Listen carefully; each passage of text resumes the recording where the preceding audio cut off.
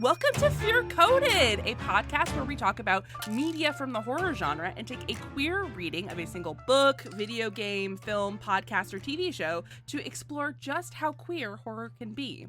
Gather round the Queer as Folk Horror maypole because our month-long marathon of all things folk horror continues. This time, we cover one of the biggest ones to ever do it with 1973's The Wicker Man, directed by Robin Hardy and written by Anthony Shaffer. I'm Marilee. I'm David. And I'm Tyler. Now, before we break into a bawdy song about the innkeeper's daughter, I'd like to ask my co-hosts, in a landscape of horrors that our real world has to offer, what's making y'all feel scared or prepared? I feel prepared this week. Hey! I feel prepared, and let me tell you why. Because this week, in Meat Space, I get to see and hang out with my friend Tyler. That's right. That's right. This week, Tyler is going to make a recommendation for my husband and I to finally eat some Chinese food somewhere nearby where he is currently living in Florida. Because we will be there for like a hot couple days, and Tyler has graciously agreed to show us where we can get food that we cannot normally get here, and I am so excited about it. Oh Yes. my god! You guys have not told me about this. I'm very It is a excited. surprise. It's a surprise for everyone. It's a surprise for all people right now. Yeah. So yes, we're I'm doing very it. excited. We're not doing any other Florida things to my knowledge. We are just seeing some of Mike's family and then Tyler. And so we're going to have fun. We're going to eat. I learned in the planning of this process that Tyler has never had Raising Cane's chicken fingers. This is true. Which I will also be having, but I will not force Tyler to have because I don't want you to break your streak. But they're in Ohio too. I looked for you. Oh, thank you. That means a lot. They're everywhere. Because I want Raising Cane's. I would like to eat Raising Cane's. I will happily eat any Raising Cane's that you put in front of me, David. You just have never done it. I just haven't done it. But I love chicken Yeah. tenders, and I love sauces, and I also love fries. You know, and that's all they do, Tyler. That's all they do is chicken tenders and fries and a coleslaw and a sauce and a Texas toast. I hate coleslaw, though. You know, lots of people do. Nobody eats the coleslaw for Raising Cane's.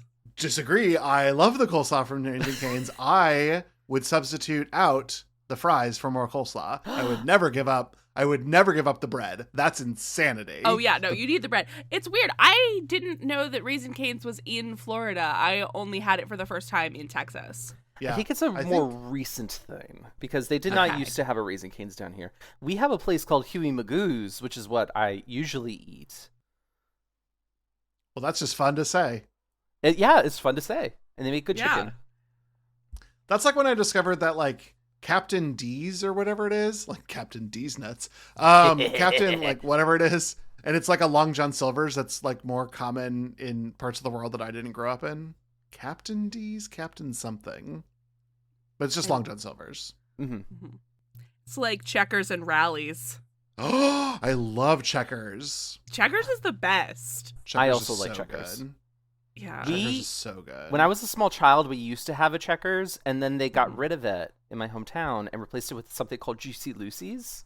Oh, yeah, Juicy Lucy's also good. Not as good as Checkers fries, though. True. Very Juicy true. Lucy's. That just sounds. I like that. We should talk about it on the podcast. It sounds like a backrooms situation. Oh yeah. I It's stumbled just into a like cheeseburger with the cheese inside the burger. No, you no clip Oh. into the cheeseburger. Yes, for the cheese. the cheese no clips into the burger. I don't like that. I don't like when cheese is hiding inside a burger. Look at where we have gone. Yeah. Okay. Well, anyway, that's all to say that I feel prepared this week because I'm going to be able to eat foods that are outlawed in the European Union. And I'll do it all with the guidance of my podcast friend who I've never met in person. And so now I just got to get the center of the country and get Marilee and Chels. And then I'll be set. Yeah, that'll be great. Well, I am feeling prepared this week. Are you feeling prepared because I'm coming to visit? I'm feeling prepared because you're coming to visit, but also because spring is right around the corner. Well, that's true. And spring weather in Florida, not bad. I actually like it. I think it's pretty pleasant for like March and part of April, and then it starts to get hot as April closes, and then May is basically the start of summer. Yeah. we struggled with this when Matt was on the podcast for Until Dawn. Are we coming up to the equinox? Is it equinox time? Is spring actually here? Yes, spring equinox is the thing. Okay. And that's when is the spring equinox? Can you like mid-March? March 20th, 2025. Wow. Do you know that there's an exact time on the spring equinox? What does that mean? At 5:01 Eastern AM. That is the point by which everything is equal. Wow.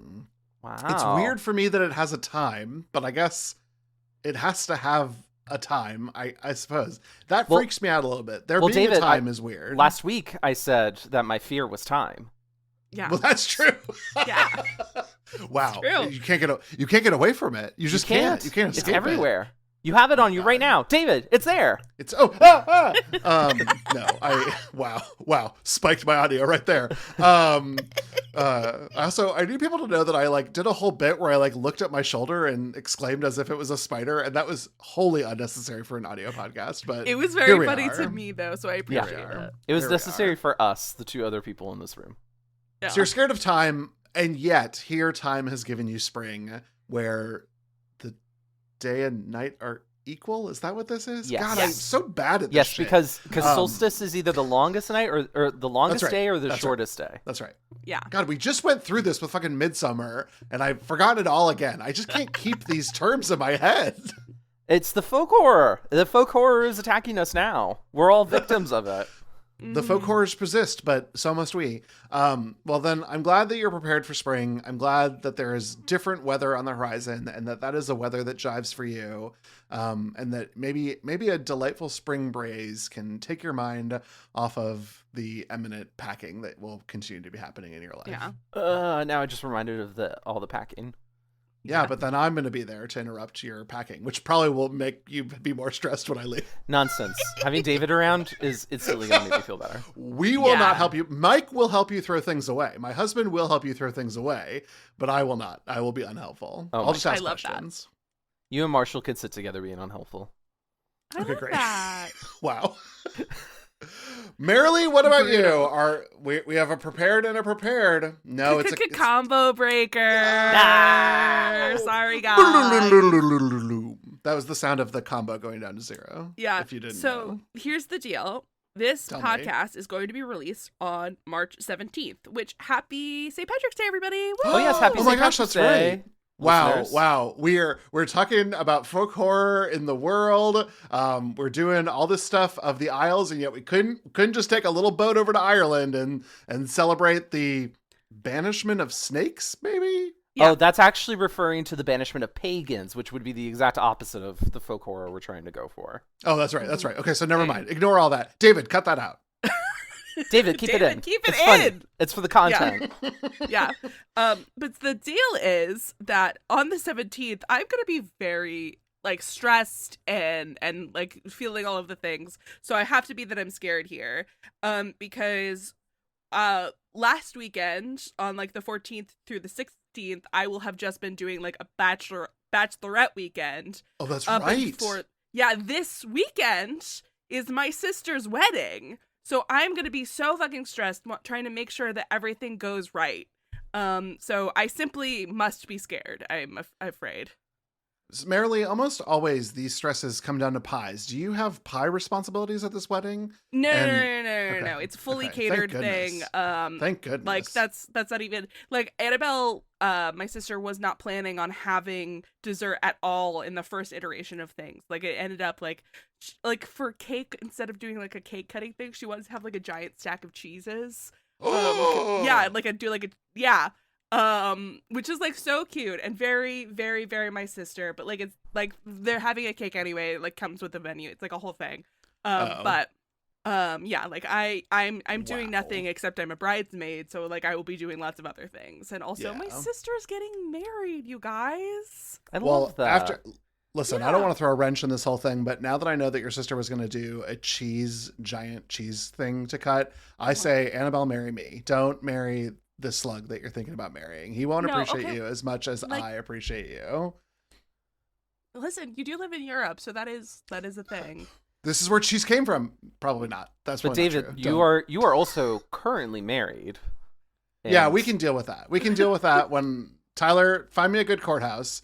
In Florida? Yeah. The Annabelle, windows have been shot out. They're boarded up. There's alligators in the Chamber of Commerce, David. I think this cheese thing sounds so fucking cool. But you know what? Marilee, you're not wrong. Weddings are like weirdly stressful for like everyone involved. Everybody truly. involved. And like, I know my sister is going to be super stressed, and like, I want to be there for her, but like, there's only so much I could do, especially because, like, there's a bunch of surprises that Annabelle has planned for us all, which is wild, but like means that like, yeah, I've a lot of details of this wedding I simply don't know. So, Wow. Yeah. Okay. Well, yeah. yikes. And you know, it's going to be really great. I'm very excited, but looking at the calendar, knowing when this releases, I'm going to be so fucking stressed, my guys. Yeah. Well, it's real. If it helps you at all, David and I will be sitting out at our favorite sushi place, chowing down on all-you-can-eat sushi, and having a good time. So does that help I at all? love that for you. Yeah, you know what? Knowing that you two will be together in Meat Space and I'm not there makes me even more scared because, like, God, I wish that was me. You know what's funny though, because you will be in a different part of the world for the wedding, you'll actually be closer. This will be the closest Marilee and I will ever have been since we started podcasting together. Wow. Just by happenstance, and even a little closer because you will have traveled a little ways for the wedding. Very little ways. I'm gonna be honest. It's the venue. The venue is not that far from my house. I guess I was thinking about the bachelor party or bachelorette party, and I will not be there when that happens. Yeah, no. I'm going to be traveling a little bit closer to Tyler, but not when you're there. Yeah. Well, darn. I am happy. I you know what? I hope that the wedding ends up being totally fun. I think here's some David lore. Mm-hmm. I'm usually a curmudgeon, hate generally everything. But I'm kind of like a wedding. I'm kind of into it. I like stupid dances where the lyrics tell you what to do. I love a stupid dance where the lyrics tell you what to do.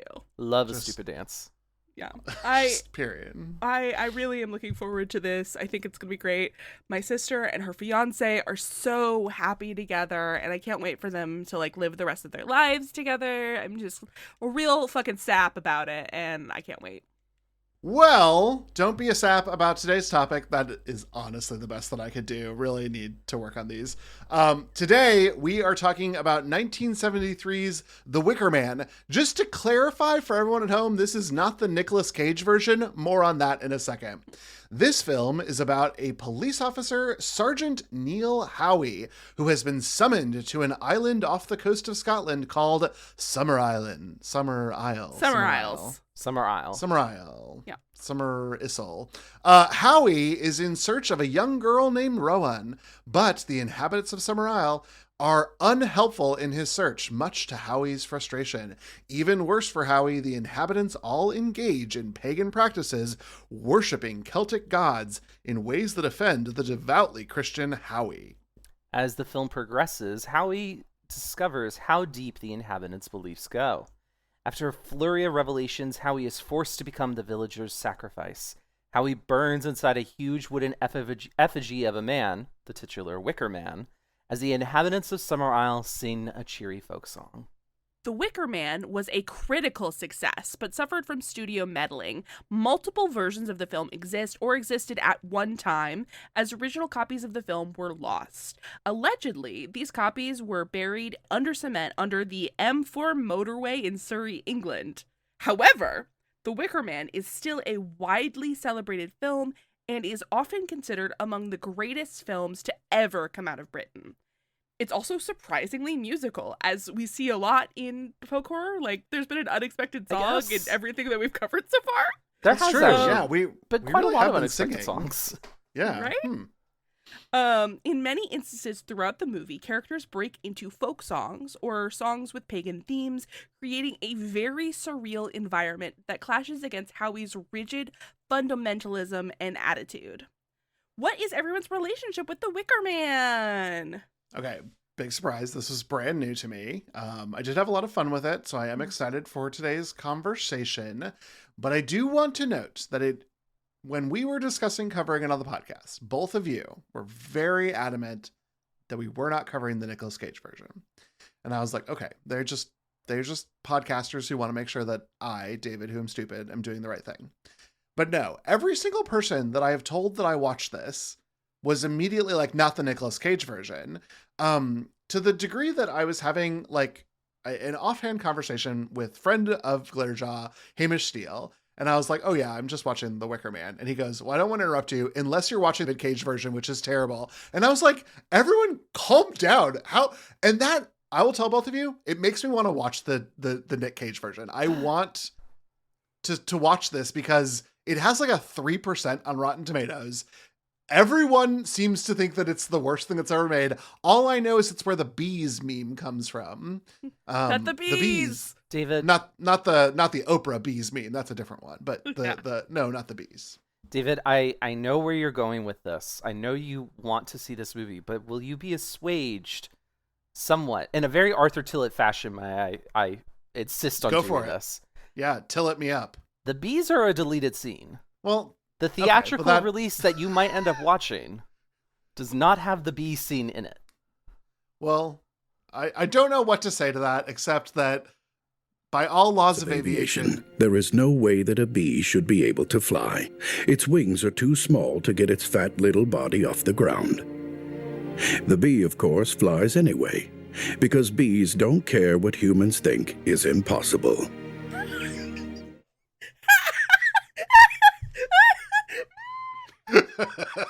I broke the podcast. Yeah, actually, that's it for tonight, everybody. Good night. Bye. Yeah. So that's all to say. Here's the deal.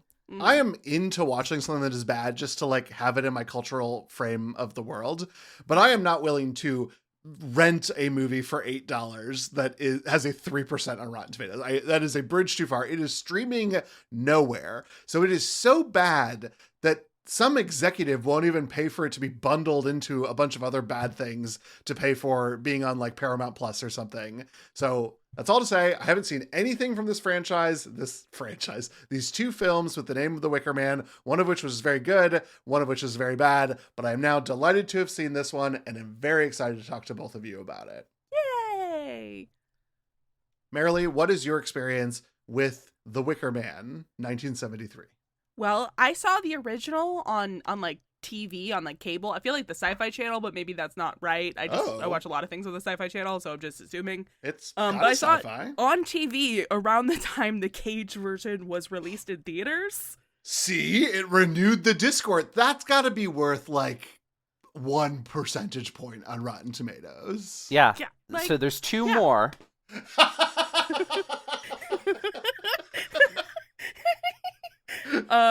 But I also, and this is true, I saw a screening of a restored film version of this. Ooh. With like additional scenes that were like, like last year at the Austin Film Society, and I had a great time. Oh my god, that's a delight! I'm so jealous.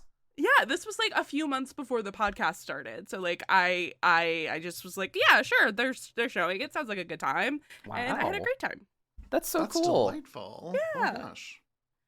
Like they had the 35 minute, like they had the film that they restored. Like there wasn't much. Like the one scene that I really remember is like there was another night scene where like Lord Summerisle was like in the graveyard and there was like a lot of bug stuff. But okay. Oh yeah. Was it like a snail, like two snails like doing it? Yeah, I think so. Apparently that was a scene that Christopher Lee was pissed off that was cut in the theatrical version because he was really, it added so much more to the movie. No, Okay. It didn't. Like, Christopher Lee, I love and respect you. You can say whatever you want. I disagree. But you know what? That's fine. It's not about me. Great. It's about Christopher Lee. Tyler, what are your experiences with The Wicker Man, parentheses, 1973? Well, my experience with The Wicker Man 1973 is unfortunately inextricably linked to Nicolas Cage's The Wicker Man. So you can't get away. That was my first exposure to this story. I did not see it. I did not force myself to watch it. Okay. Actually, I might have watched a tiny bit of it, and then I was like, I can't do this. Yeah. Nicolas Cage wears like a bear costume at the end, and it's like not even like a good fursuit. It's just like like someone took one of those like big like teddy bears at the toy store, ripped out all of the filling, and then just shoved Nicolas Cage in there. Oh, Christian could never. Christian could never. Get those tailors from Herga over to the set. Hello. But I did end up watching this movie. I think I rented it from Netflix back when they were still doing DVDs. And nice. I watched it. I thought it was good. I was a little bummed out about the ending because this was a very long time ago when I thought Howie was somewhat sympathetic, I guess, or something. I don't know. But then I went to the Museum of Pop Culture in Seattle, and they had a horror movie exhibition. And one of the movies on display in this like haunted forest kind of motif they were going with was a whole thing about the Wicker Man. Fun. Yeah, and I thought that was so cool. And it's just like, did they have like props or anything from the film, or no? was it just Unfortunately, like, okay. there were no props from the movie. Although there were plenty of other props from other movies, games, shows, etc. In that museum. I saw like a whole exhibit about Nirvana. That was awesome. But nothing else really about the Wicker Man specifically. Cool, I will say that's really cool that you went there, and don't ever feel bad if they don't have movie props, which are usually meant to be read on screen.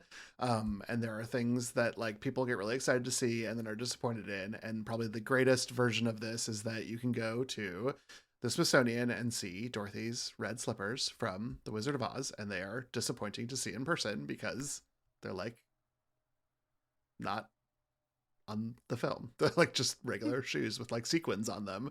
And like, let movies be magic is what I say. Let them be magical. There's not like Vaseline around the display or something to amplify the shininess of the slippers. I submitted a comment card, but I haven't heard back, and I think the feds got some other stuff on their minds right now, so who knows? Oh boy. Anyway, on that note, we're going to shift over into our monthly theme discussion. Let's talk about anything else besides the U.S. government, guys. Oh, God, please. All right, so I'm going to take a vacation to Summerisle at this point. All right, so all March long, we're talking about themes in folk horror media as part of our Queer as Folk horror celebration. Let's talk some themes, y'all. Our very first theme to discuss is The Gods Must Be Crazy. The people of Summerisle are believers in ancient Celtic gods who engage in rituals based around sex and fertility. In contrast, Sergeant Howie is a devout Christian who is deeply offended by these pagan practices. Howie and the Islanders clash over this several times as Howie searches for Rowan, but Howie always leaves angrily while the Islanders seem amused. It should also be noted that screenwriter Anthony Schaefer made the Summerisle religion a mishmash of inaccurate gods and practices. George Fraser's The Golden Bough, a 19th century text about mythology and religion, now widely discredited, was also an influence. Ooh, I love when something is discredited. Usually it's psychologists, but for this one, I'll allow it to be a historian. That's fine too. Mm-hmm. Here's the deal. Tyler, earlier you said the first time you viewed this, you may have been a little pro Howie. I was pro Islander. I'm like, go Summerisle, go. Choo-choo, on this watch, totally pro Islander. Okay. But you know, and I think is well established on the pod, that I'm anti-capitalist, and it feels, vis-a-vis Lord Panswick or whatever, Panswick from Hobbs Barrow. It feels a little bit like Christopher Lee's motivations are a little capitalist in nature. And so I felt very torn at one point in time. I was like, oh no, who do I root for? And then, I root for the naked singing people. So like that was duh. Right. Yeah. I think that it's more Lord Summerisle's Christopher Lee himself is like he believes.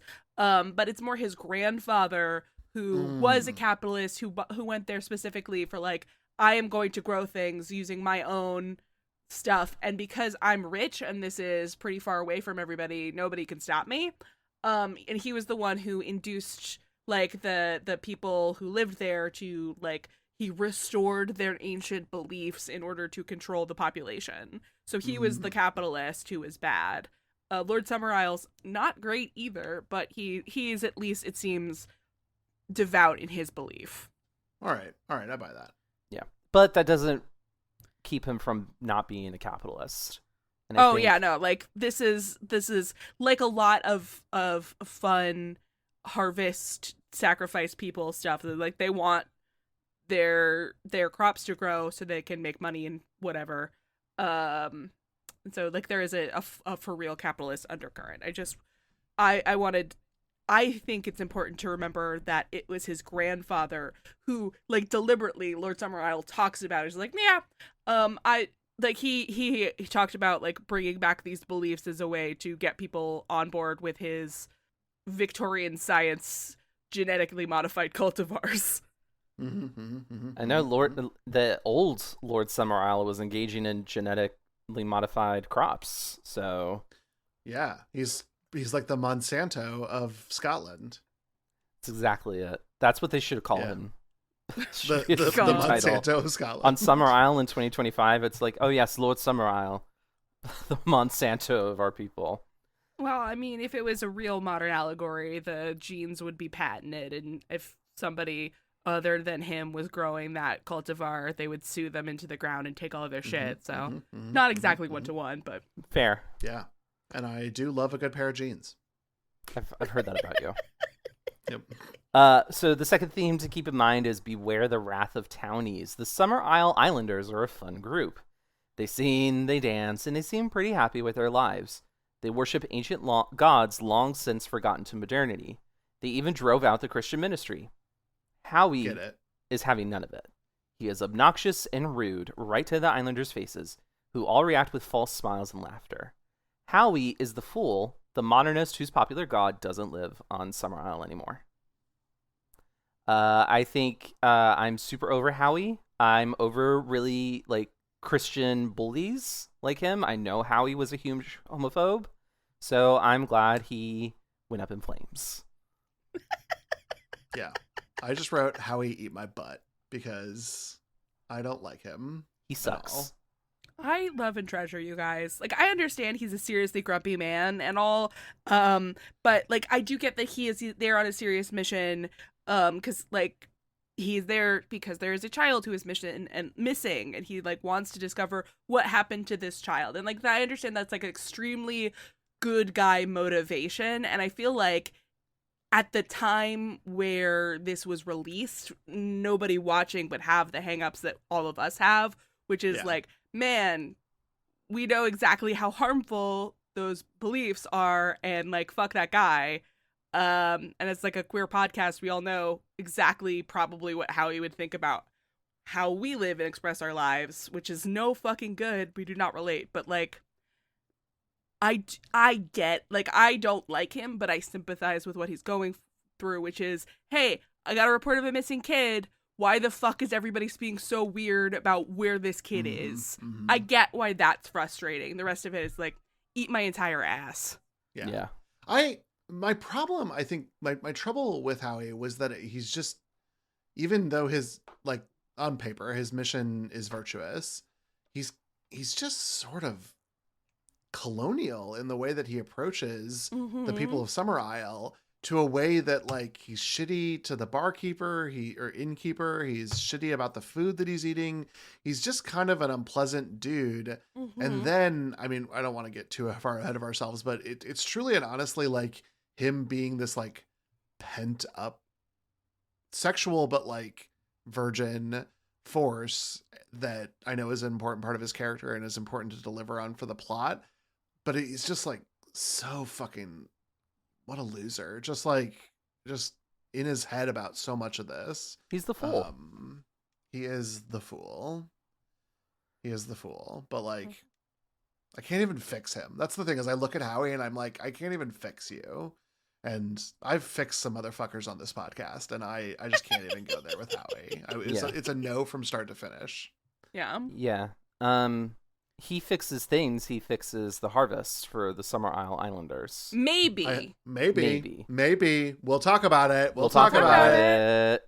Also, of course, like, so we started off by saying the Wicker Man is probably the biggest one to ever do it, or at least one of the biggest ones to ever do it. And by that, I mean, like, make a folk horror movie. Like, this is what people look to and predominantly think of nowadays. I think people probably think Midsummer or The Witch, but the Wicker Man is the one that really kicked us off onto what is folk horror.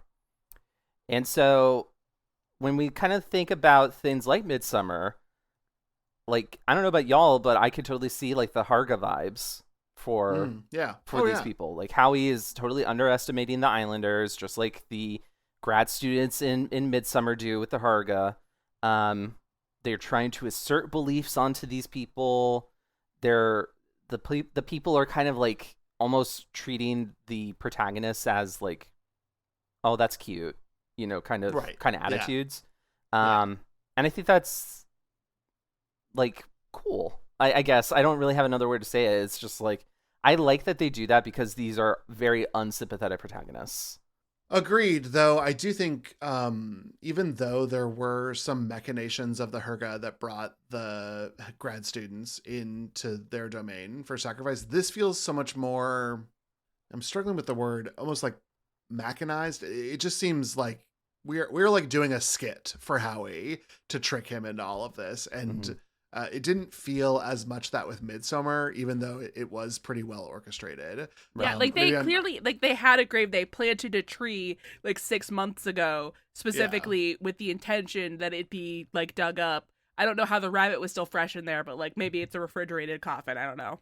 Yeah, this is like some prestige level bullshit, like the prestige. The prestige. Yeah, and I think that's one of the like we just saw that in the excavation of Hobbs Barrow, where so much of the believers, like things that they do to the protagonist, that's all been orchestrated from the beginning. And Howie here is absolutely the fool who falls into that trap. Yeah, the deception that the inhabitants of the community have, they're pretty suspicious. All of that stuff, these are like trope creators for the folk horror genre. So that's really cool. But let's also talk about our third and final theme would be, and on that girl, there was a man. From tavern songs to late night orgies to schoolyard lessons, sex is freely discussed.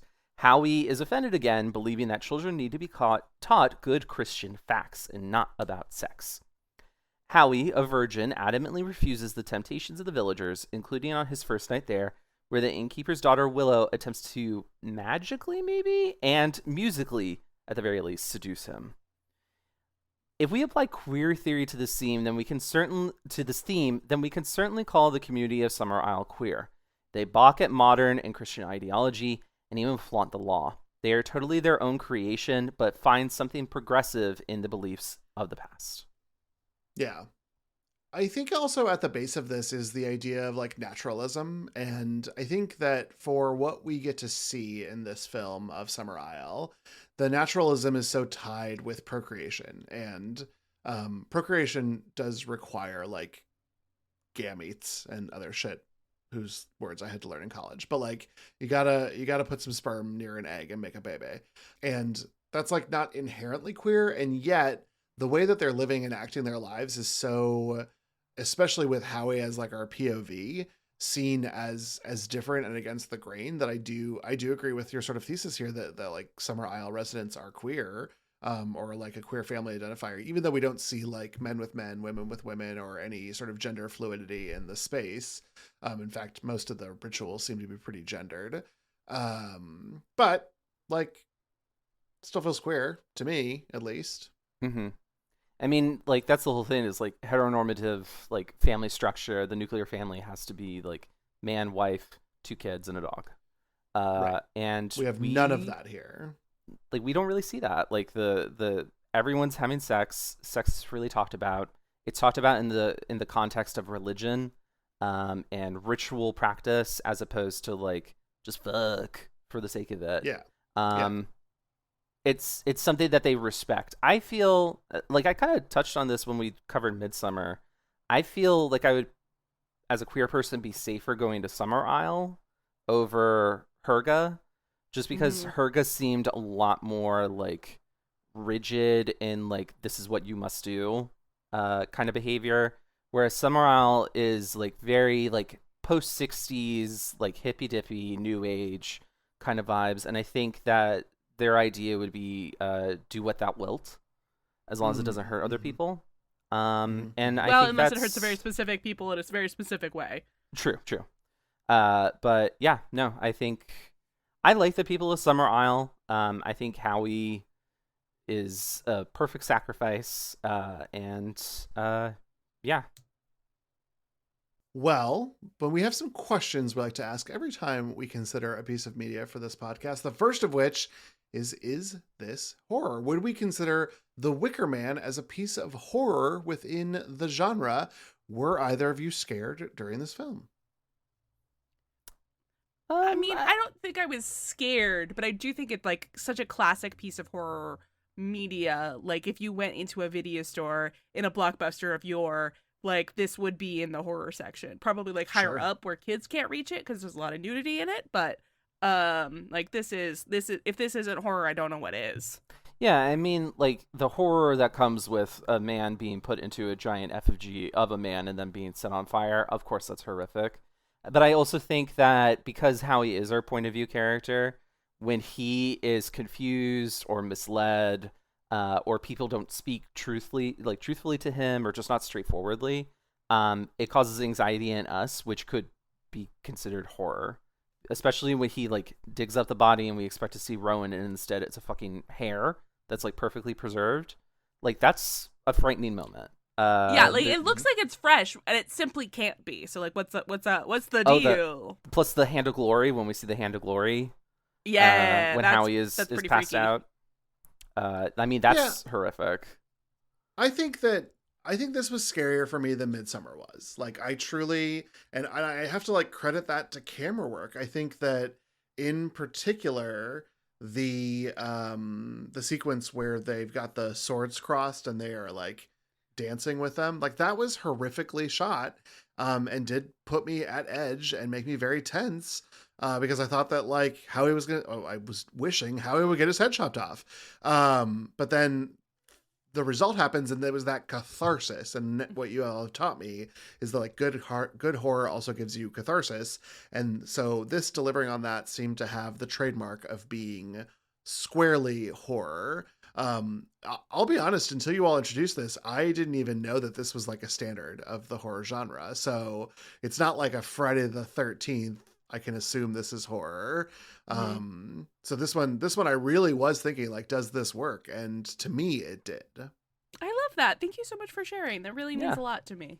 Not the scariest thing we saw all month, because Hobbs Barrow jump scares were still scarier than this. Yeah. Sorry. That fucking... even though they were pixelated, they were scarier than anything I saw. The barrel at here. the end is very frightening.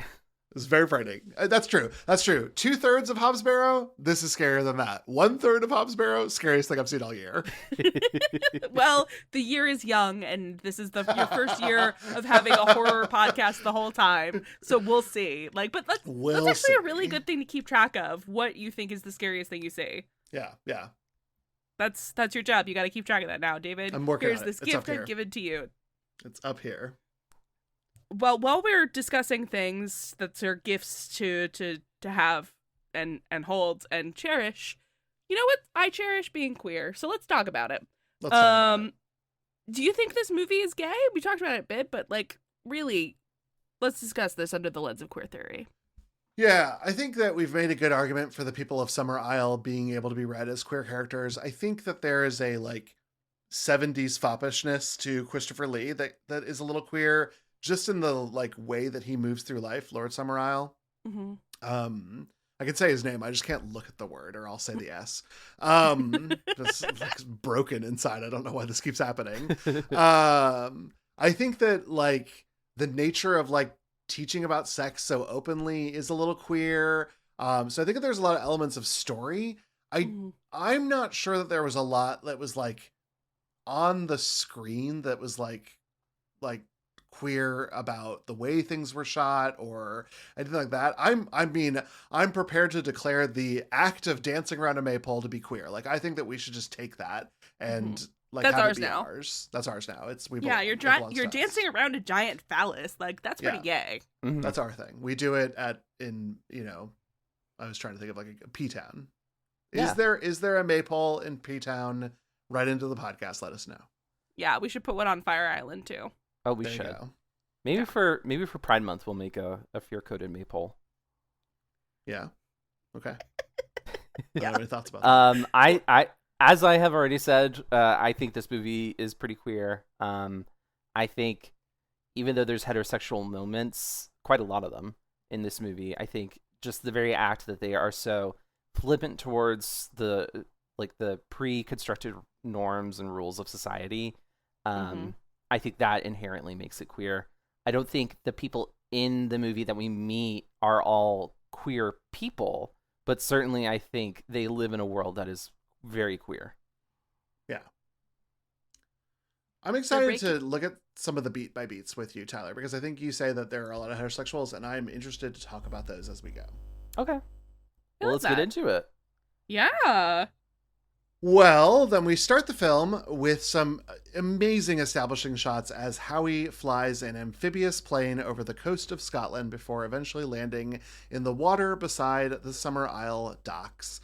Although Howie asks for and then insists to be helped to shore, the locals are resistant, only acquiescing when the pressure from the law is really on.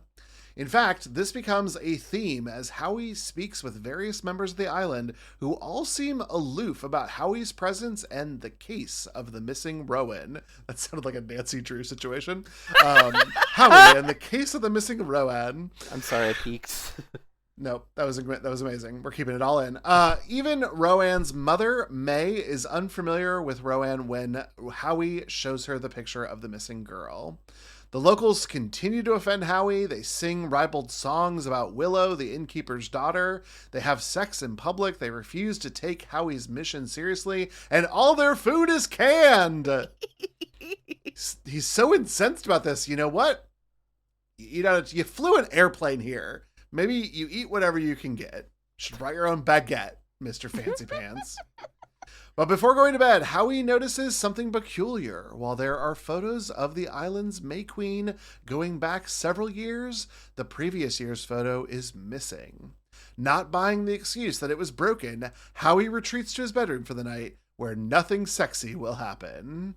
Nope, absolutely nothing. No sexy things happening here. Definitely not. I want to have a moment of appreciation for these establishing shots under the cast and like God, it is 1973, these openings. But like this aerial photography is so fucking gorgeous. And we just don't do this anymore. It was giving, I'm not going to remember the island name, Tyler. You're going to be so mad at me. It's giving me like Jurassic Park flying in. Oh, Isla Nublar. Isla Nublar. Like, but you know, Scotland. Not the Caribbean? I actually don't know where off Isla the Nublar coast is of Costa Rica. Yeah. Great. Anyway, that's all to say that it looks really good, and because again, I knew nothing about this, and Christopher Lee shows up, and I was like locked in. I was like, oh, fuck yeah. And Christopher Lee? More to say about that soon. Yeah. I love seeing palm trees immediately. Like if you are like watching the like and of course like these are beautiful shots, but even then there's some plot that's fed into it, because immediately a person's going to be like, especially if they're British, I imagine, what the fuck are palm trees doing in the fucking Hebrides, like off the coast of Scotland? That doesn't make any sense. Yeah, like straight up, the first time I watched this, when I saw that, I was like, what a goof. They're clearly filming in California or something and missed this. Until like later in the film they talk about it. I was like, oh, I see. No, but I fully thought it was just like a mistake, and I laughed about it when first time I saw it. Very clever of them. I think also the villagers, I like them being very genial, but clearly something is sus about these people. Like they're nice to your face, but they're clearly hiding something. And I like also that Howie knows immediately that something suspicious is going on with their behavior, which as a cop, I suppose he is trained to know that. But he certainly did better than the grad students in Midsommar, who are all just like, oh, they just act this way. It's just party time all the time, and they're silly and simple and blah, blah. And it's like... I love the idea of somebody telling Howie, don't worry about the bear, and him being like, no, we need to talk about this bear. Yeah. Like, what the fuck is this bear doing here? And you're right, the grad students were like, oh, okay. No big deal, I guess.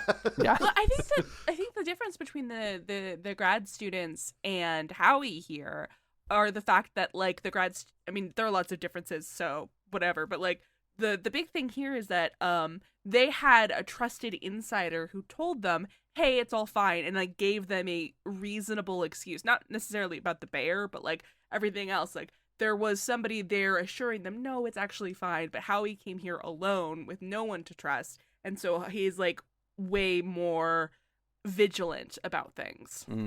Yeah, that's a good point. I like that. I like that call out. But Howie still sucks, and Howie still sucks.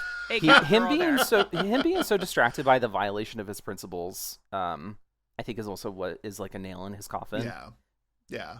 He doesn't. I mean, we joked about it, but it's you're such a bad guest to be like, why are you serving me this shitty tinned peaches? Like, tinned peaches are delicious. Fuck you.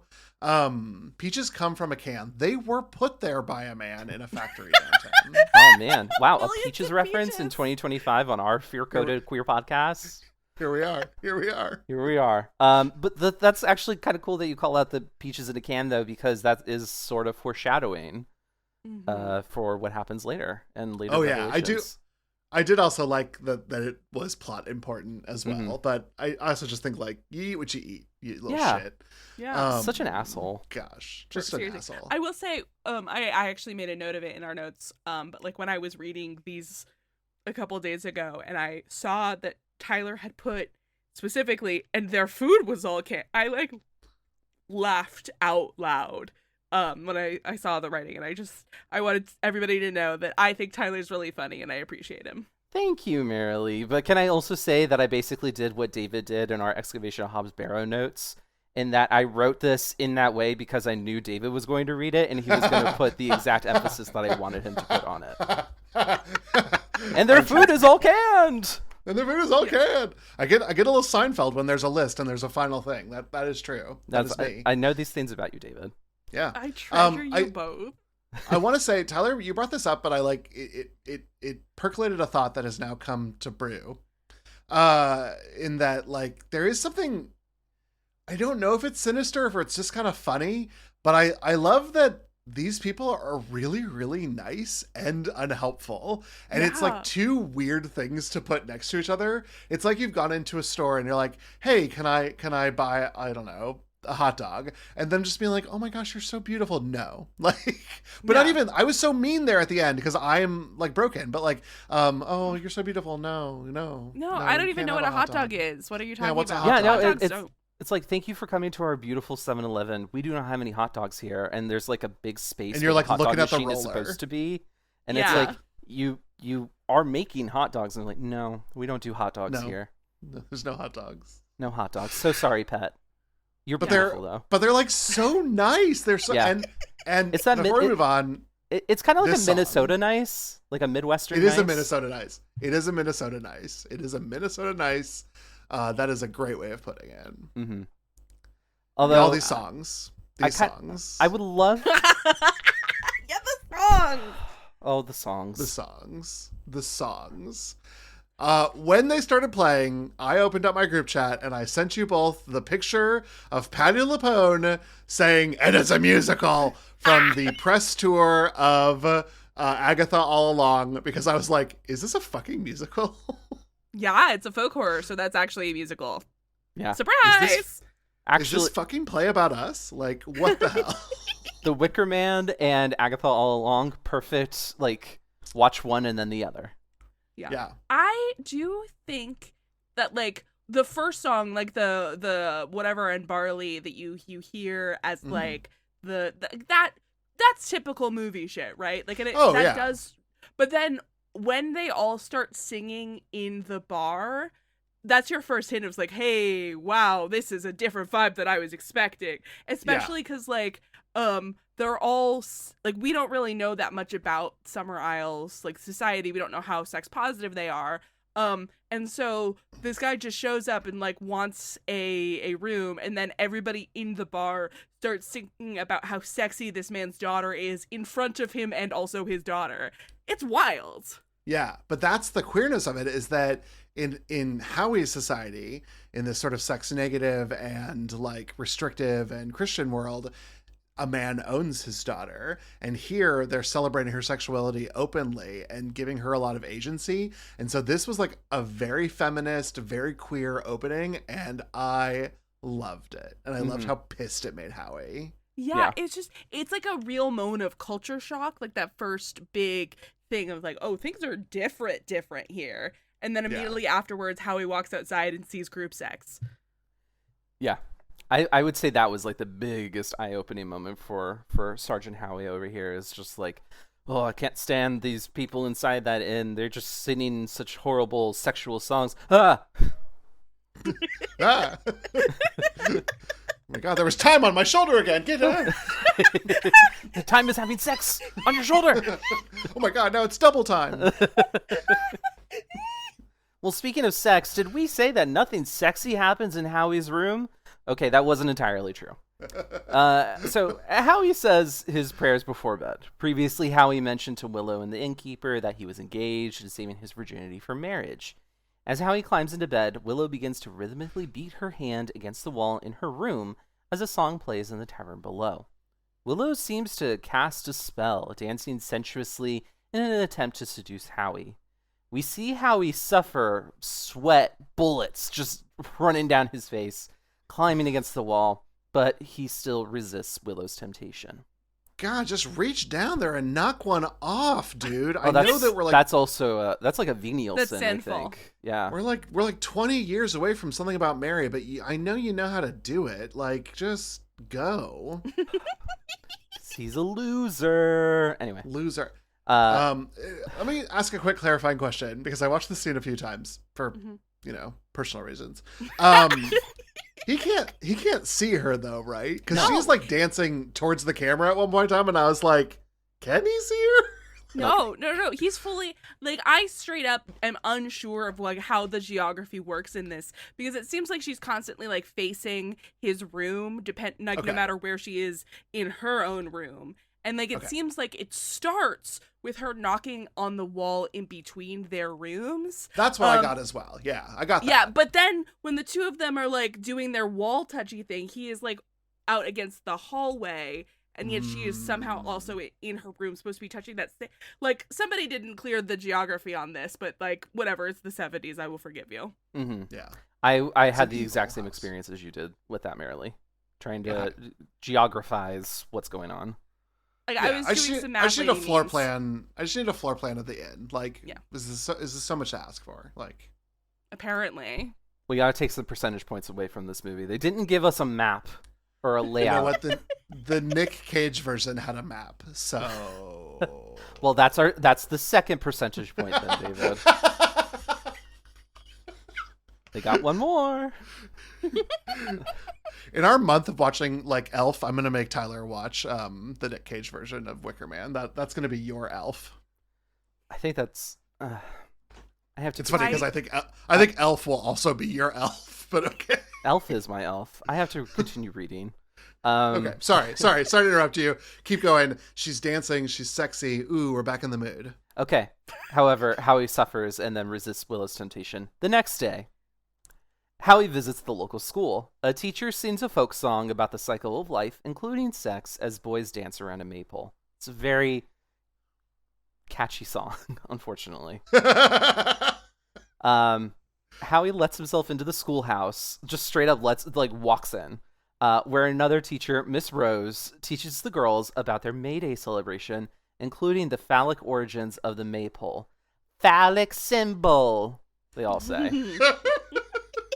Although offended by the, quote, degeneracy taught in the schools, Howie asks the girls if they know Rowan from the photo.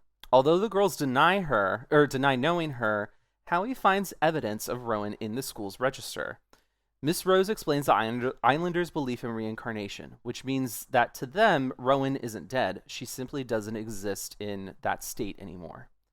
After indicating where Rowan's body is buried, Howie wanders through the grounds of the island's ruined churchyard. This is where I started to like have a little bit of trouble because like by now I hated Howie. But I didn't yet fall in love with the villagers. So I was in this sort of like weird place where I kind of wanted Howie to succeed because like the movie told me he was the main character, but I also kind of wanted him to be hit by a shovel. And so this was a weird point in the movie for me, my first watch. My second watch, this was far more enjoyable, but this hung on me a little bit my first time through. Listen, can we go back just a second? Because I think that the audience needs to know, like, that scene of him hugging the wall while sweating, and trying to deny the lust that's, like, coursing through his entire body. It is so fucking funny. It makes me laugh every time. Even in the theater when I nobody else laughed. I thought it was really funny, and I maintain that I'm right. That's amazing. That is amazing.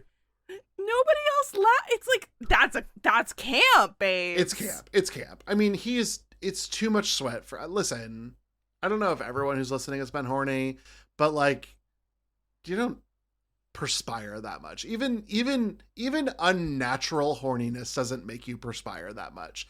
This man needs to dump a load of kids off in his shorts. Like, just that sounded like poop. He really needs to come. Yes, exactly. He comes from the Count Frollo school of, like, oh my God. He will burn this gypsy. Yes. Yeah. Oh my God. Wow. Count Frollo. Am I wrong? No, you're not wrong. You're not wrong. No, you're not. Well, honestly, imagine if Count Frollo was a little bit more like Howie, then he, instead of, like, trying to kill Esmeralda and everybody else in Paris, he would be like, I'm going to stand here against this wall and sweat for 3 hours. Oh, God. A worse movie. We wouldn't have Hellfire. Great song. Can't Believe it was in a Disney movie, truly and honestly. That's kind of a scary movie, right? We can talk about the Count of Notre Dame, or the Hunchback of Notre Dame on here, right? Yeah, he's gay. Quasimodo's gay. Well, Quasimodo's of course gay, but there's like scary stuff in there, so we can do it. We can do it. I was scared as a child. We're gonna do it. Yeah, we're gonna do it. Put it on the list. Let's talk about these kids. Yes. I love these kids. This is the first time in the podcast in my memory that I didn't want kids to die. Like, I loved these children. I loved them saying phallic symbol in unison, but like children. So, like, not Herga cult like. That's what it was. It was just normal. I hate saying this because it seems so, like, heteronormative, but it was, like, just normal enough that it didn't, like, fire any of my synapses of, like, oh no, these children are like being malnourished and, like, forced to believe in these things. But, like, they're just in history class, like, truly and honestly. They're just like, phallic symbol. Yeah. Like, Miss Rose even, like, calls them out a couple times for, like, how do you all not remember this? And it's, like, classic teacher behavior. Yeah. That's what it was. It was just so usual. It was so contemporary, and yet it was about a much different type of education than I was subject to, and certainly a different one than Howie was subject to. It's it's surreal, like, in a way. Like, I loved her calling out, being like, yeah, we learned about Jesus. We have a comparative religion course. That was like, great. That was like, that was me putting a knife in and then turning it, because that's what she did to Howie. Yeah. Oh, Christians, so good. Christians who are, like, weird and devout hate being exposed to other religions. They do. On equal footing. Most recent season of The White Lotus kind of has that going on as well. I haven't watched it. Yeah, it's good. We've only watched the first episode so far. I know there's more episodes out by now. But we've watched the first one, and chef's kiss, really good. Where are they? Thailand. Yes, Thailand. Ooh, okay, yeah. And Leslie Bibb from Popular is in it. Merrily. I don't know what that is. I was taking a swing with that one. I thought you might have been a Popular girly. No, sorry. Not you calling Merrily unpopular. Oh my God. Like, you're not wrong, but, like, ouch. David, cut this out. David, keep it in. Keep it in. It's content. Maybe that will be the name of this episode. David, cut this out. It's content. David, cut this out. I think it's interesting to note that Howie does just bust into the schoolhouse and interrupts the school day and takes the school register and refuses to follow procedure because he is so disrespectful of the people of Summerisle at this point. Like, I get that he's frustrated that everyone is kind of playing coy with, like, what is the truth behind Rowan's mystery. And I would also be frustrated by that. But it's clearly at this point competing strongly with his frustration that everyone here is so offensive and so degenerate. And he it seems to me that he sees them less and less as people, as humans. They're just kind of become obstacles in his way, which like definitely makes me less sympathetic towards Howie. Since we're in the schoolhouse, I do want to talk about the scene, David, that was probably like your most endearing moment, because it was for me, is the beetle and the little girl explaining the beetle. Can I push back on something you said just real fast before we get to the beetle? Because we have a lot to say about that beetle. It's fucking great. Okay. But you were talking about how like he's going against procedure. This is 1973. I don't know how much procedure there was. So I feel like a police officer could just walk into a school and be like, hey, give me your register, and that would be fine. I'm going specifically off of Miss Rose saying, you can't look at the register. You need to come back with a warrant or permission from Lord Summerisle. And he's just like popping that book open, and he doesn't give a shit. Like, yeah, like any cop from the 70s. Well, they're not following like good police work. But that's because we didn't yet have CSI or other television procedurals where people follow procedures. How were they to know? Yeah, they didn't know about procedure yet. They didn't have rules back in the 70s. They didn't have bones. They really didn't. So this beetle scene, right? Let's talk about the beetle. I think it might be one of my favorite moments in this movie. I think really? It's such a... Huh? Really? Your favorite? Okay, I'm surprised. One of my favorites. Okay. Because I think this is a wonderful metaphor that when you're first watching the movie, you're probably not thinking too much about it as a metaphor. You're just thinking like, oh God, these people are so weird. But then when you watch it again, you see that Howie is the beetle. And he's being wrapped around until he is tightly wound up against the nail and trapped. No, I did not get that. Oh. David, this was your first time watching it. I watched it a second and a third time, honestly, because I was like, "There's a lot to like digest and unpack here," and I still missed it. The third time was also while playing Balatro. I will confess, and talking to Hamish, honestly, even though he told me to stop talking to him.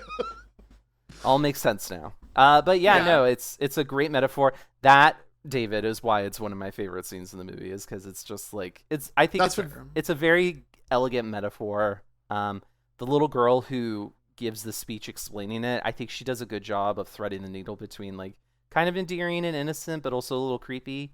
And this is like her only scene, so I thought that was good. I really like that. What did you think, Marilee? Really what did you think of this Beatles scene? Because I know you want to talk. Yeah, I love the beetle. I think the beetle is fantastic.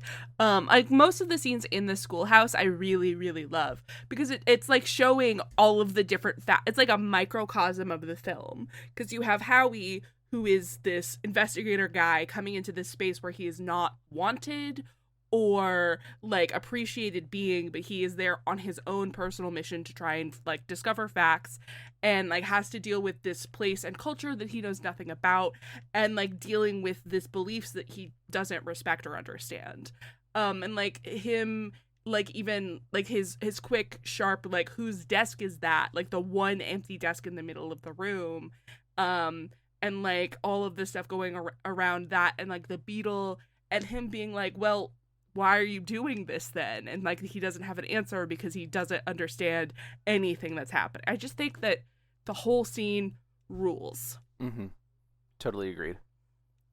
Another awesome scene, Howie walking through the ruined churchyard and seeing the woman in the ruins nursing her baby and holding the egg. It's like very surreal and eerie, but I also thought it was quite beautiful and religious in tone. Like it feels like she's imitating some sort of image from the belief. It did feel very, I guess to me it felt very Madonna-esque. Yeah.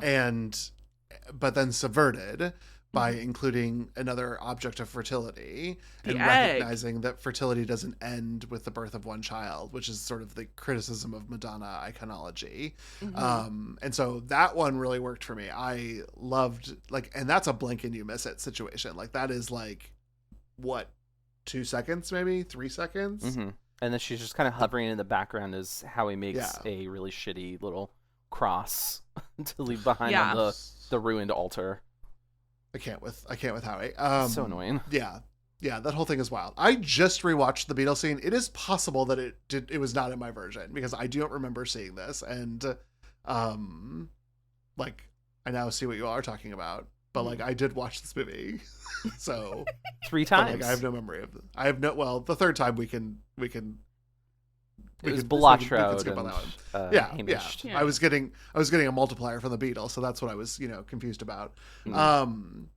I wonder why either this didn't like register in my brain, because it is good and it is exactly what you're talking about. This little girl has fantastic facial acting, and both this Beatle thing that I've just now rewatched and The Woman in the Ruins, the photography is so good on these moments that we like ignore Howie and focus on something else, even though Howie is our protagonist, and that adds this like very strangeness to a lot of the film, because normally you would put your main character in the center and you would focus on him or her and you would stick with it, and very often Howie is off to like past a third of the frame and we are focusing on something else that is important to Summerisle. Yeah. I just really think the cinematography in this film, like I know everybody likes it and like celebrate it, we should talk about it more because it rules. Yeah, it's really good photography. There's something about the cinematography in movies from the 1970s that I think hits a little bit differently and better than a lot of the cinematography that we see today. I don't know why that is. I'm not a film expert. I'm going to assume it's because they were trying a whole lot of new stuff that was more of an era for experimentalism in film. Whereas nowadays, it's like everything kind of has to be pre-approved by a committee and so on and so forth. You're not allowed to kind of branch out and try your own thing, especially. And then you look back at a movie like this, which was made on a very small budget for a small studio that even had some feelings about the movie after it was completed. Yeah, there's just more room for that sort of thing. We have like a very cool dramatic zoom in on Howie at the very end of the movie as well, that I'll bring up when we get there. But yeah, I that's a very good call out, David. I really like that. Yeah. Can I also just say before we move on to Marilee's section that when Howie read the tombstone that said so-and-so was protected by the ejaculation of serpents, I'm just like, big same. Are you protected by the ejaculation of serpents? I wish I was. Oh, okay. Well, don't we all? Yeah. So in that graveyard, Howie finds a Rowan sapling over Rowan Morrison's grave. The gardener explains that Rowan's umbilical cord is tied to the sapling before walking away laughing over the idea that Christian ministers are still on the island. After disappointing encounters with Mae Morrison and the librarian in charge of the births and death certificates, Howie visits Lord Summerisle for permission to exhume Rowan's body. Lord Summerisle explains how the people came to worship their gods. His grandfather was an agronomist who created strains of fruit trees that could grow in the Scottish climate. At that time, he encouraged islanders to worship the old gods, since if the fruit flourished, the islanders would believe it was rewards from their gods. After their harvest was a huge success, the other islanders gradually began to worship the old gods until all the Christian ministers abandoned the island. Even Lord Summerisle is a believer himself. With permission to exhume Rowan's body, Howie discovers a dead hare in Rowan's coffin. Dun, dun, dun. Dun, dun, dun. So now we have finally met Lord Summerisle, and I have things to say about Christopher Lee. I have shocking things to say to both of you. I'm so excited. It didn't work for me. We have to... Sorry. Podcast over. Goodbye, Fear Coded. Later. I couldn't believe... I have been on the edge of my seat this entire movie because I saw and Christopher Lee. And this is a daddy who has wielded a lightsaber. This is a daddy who has wielded an army of orcs. This is daddy on high. And it's just foppy. It doesn't work for me until he's in a costume later, and then it does work for me. But here in the mansion, I was like, oh my God, am I broken? Is something wrong with me? Because Christopher Lee is one of the most amazing actors and handsome zaddies of the life, but it was not there. It was not there. Okay.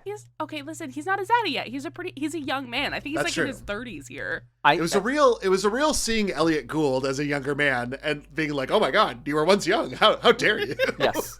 It's very that. I think I hadn't really considered his foppishness to be a negative.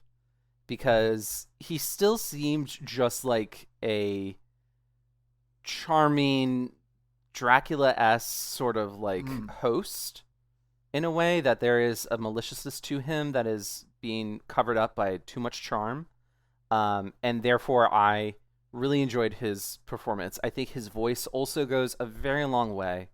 Yes. Because no one could speak like Christopher Lee could. That's correct. And I think it's kind of... I just think, David, I will not cast you out to the sea. I will not put you in an effigy of the Wicker Man or anything for your beliefs. But this will just be one thing where it's like, agree to disagree. Yeah. That's fair. Okay, fine. That's fair. You're in thin ice, mister. Yeah, I'm awfully big boy for thin ice. But outside of that, I've just got to say, Lord Summerisle, more like the Reverend Lord Dr. Exposition, because wow. And if it wouldn't have been Christopher Lee, this would have sucked, because we are doing so much heavy lifting here of like the background. But because essentially it is one of the greatest voices of my life reading it to me, I was enthralled. I will not feel the same way later when Howie is narrating some background, because I just didn't care. Yeah. But Yeah, I did that's fair. care when Summerisle was telling me about it. I don't mind the exposition. I think it's relatively fast, maybe because it's also doing these cuts in different locations. It's very well shot. It is very well shot. You are right. And that the also, other one with also Howie helps. is just him looking at a book, and it's so stupid. Oh, it's so stupid. I agree totally. But I think that in this moment when we're kind of moving from place to place, it keeps the exposition for me from being bogged down. I think it also is a good idea to like, as Lord Summerisle is going and expositing, and if you're like David, you're just like, ugh, enough already. At least you can look at the locations and you can see what he's talking about. And That's so true. I think that's effective. I think if you wanted to kind of like appease both parties, maybe cut down on some of that exposition a little bit and focus more on like Howie wandering through. However, I am with Marilee on this one. We'll make just like the David cut, and then Marilee and I will David enjoy cut. the unvarnished version, or the untarnished version. But anyway, I think the only really effective detective work that Howie does in this movie is the trail of the missing photograph. That seems to be the only thing where he's just like, I don't have to rely on other people to tell me things. I can just kind of figure this out through good old fashioned like detective work. And he still sucks, but like that's the one thing.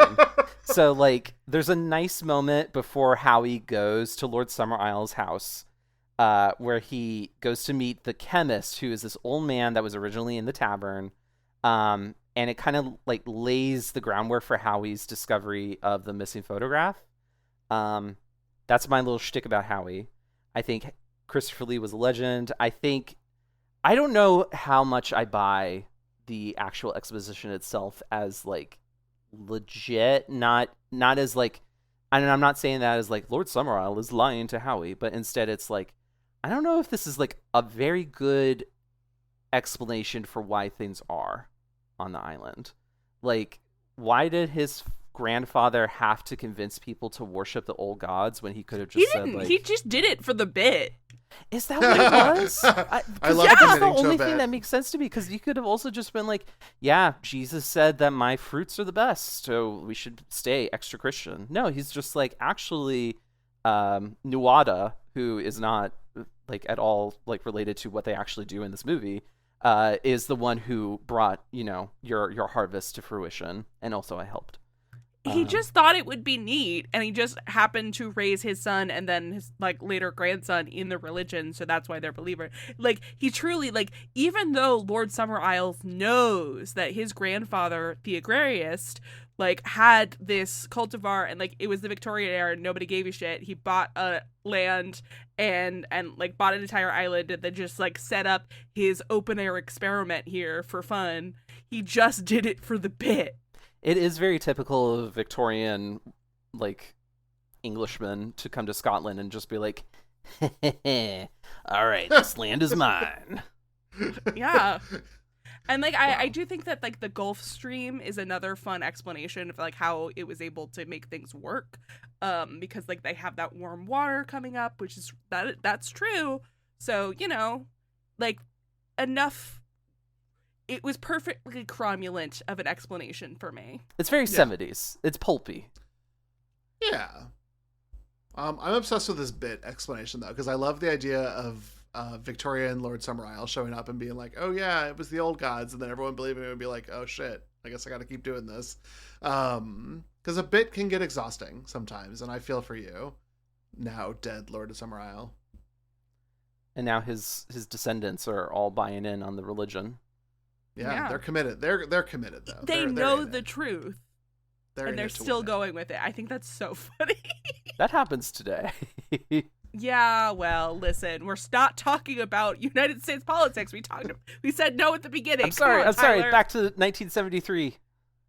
Well, and back to Lord Summerisle, because that night, Howie returns to Summerisle's estate, mansion. What are we doing here? It's like a compound. I think estate works. Yeah. Estate, where Summerisle and Miss Rose are crooning. Thank you for adding this in the notes, because I was just like, woman. I can't tell all these women apart. This is not as bad as the Herga, but like close enough. We got some ladies going on here, and they're interchangeable for very me. Blonde 1970s women. Yeah. But not as blonde as Midsummer, where they were like whisper of blonde. True. Howie confronts Summerisle with his conclusion that Rowan was murdered as part of a, quote, heathen barbarity. He vows to go to the Scottish mainland tomorrow and return with more police as part of a full inquiry into the island. Summerisle counsels that it's best for Howie not to be present for the island's big festival tomorrow as to not further offend him, which is, you know what, because it's Christopher Lee, it is just like, here's some delicious little bait in my precious little trap. Ooh, you certainly wouldn't want to eat this tomorrow. I'll get you next time, Gadget, or whatever I was just doing there.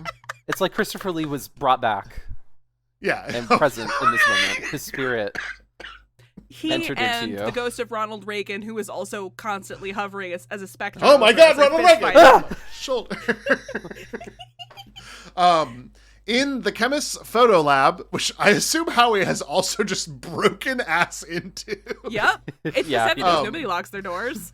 Howie discovers the May Queen photo from last year's May Day Festival. Turns out last year's crop failed under May Queen Rowan's reign. Howie concludes, after further research, and here we are in the library for this terrible exposition, libraries deserve better than the scene that is filmed here. So support your local library and don't tell stories this way. That the Islanders want to use Rowan as a sacrifice to their gods so that the next harvest would prosper. Howie tries to take off in his plane to go get backup, but neither the plane nor the radio works. Meanwhile, villagers in animal masks watch in silence. Dun dun dun. Dun dun dun. I love these masks. They were very effective in ratcheting up the horror quotient. And they were 10 out of 10 creepy. They looked like they were made by the people of Summerisle too. Like they look handmade. Yes. Yeah. I like everything that they wear for like their big May Day celebrations, that all works for me. Totally. You know what else works for me? Lord Summerisle's like thing, like he leads the procession as per the book, dressed as a figure in their mythology called the Teaser, and like, are you kidding me? That's a drag name. That's incredible. The Teaser. Yeah, I like that. Yeah, he's like part man, part woman. Like it's like the question of like, ooh, I'm here to tease you because you don't know what my deal is. Like, what are we doing? What are we doing here? Pretty queer, if you ask me. Mm-hmm. Exactly. And so this is where I really got into him. Unfortunately, he's in a mask. So I or maybe that's working for me because then he's in a mask and it's gender fluid. And he's just got like makeup and a wig. Mm-hmm. That's what it is. So he's obscured, I guess is what it is. He's obscured.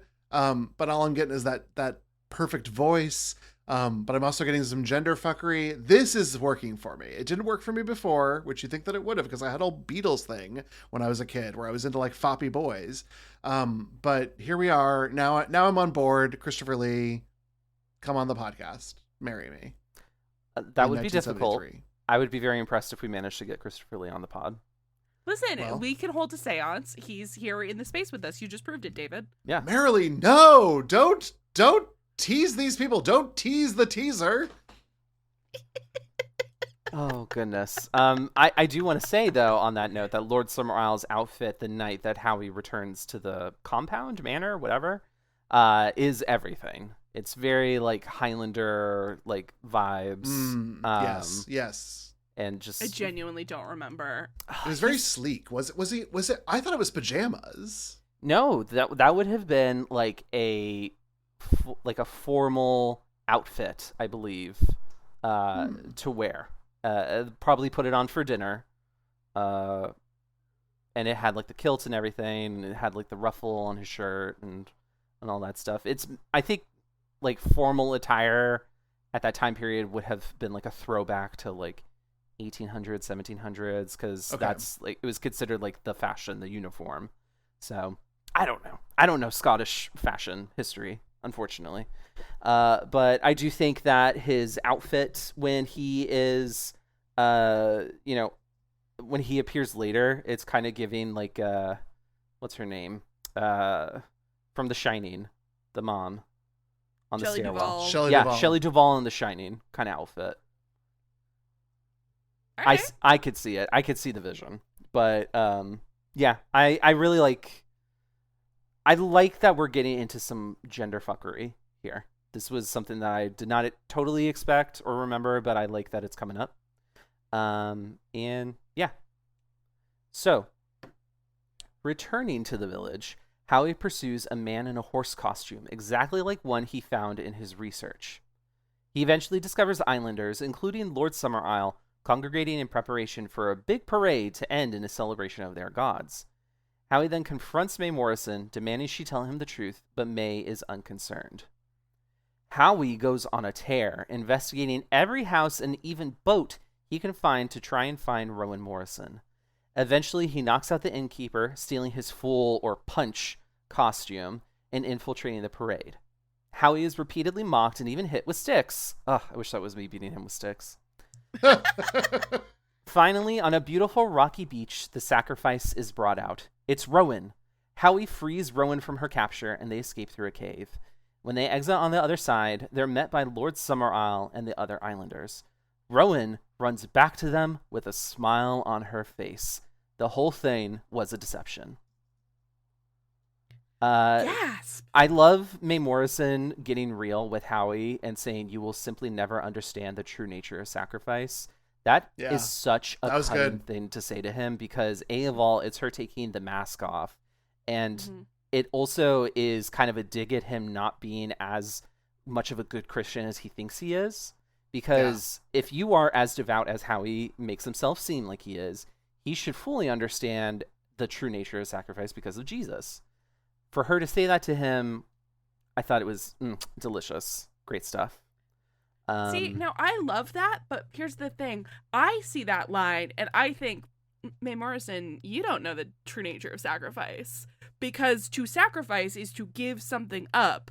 The community deliberately lured an outsider to come to their island so they could sacrifice him instead of giving something up on their own. But I think it also is kind of like a comment on like maybe like the psychological effects of Mae having to keep pretending that that Rowan is not her daughter, and that she never had a daughter named Rowan, and she doesn't know what the hell Howie is talking about. Because I think like if you're a parent, like that must be difficult, right? To just pretend that you don't have a child. So I imagine that was part of the sacrifice.